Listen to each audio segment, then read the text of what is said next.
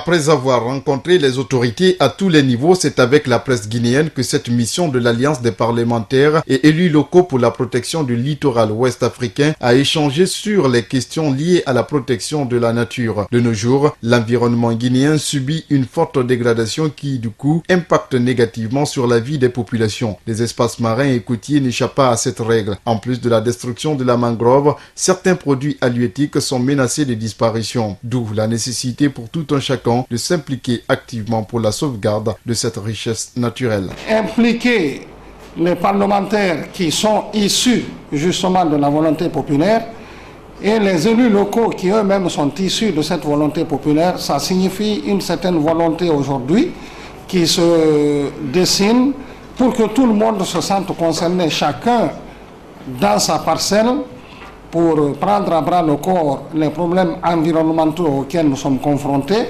pour que nous essayions de rectifier le tir tant qu'il en est encore temps.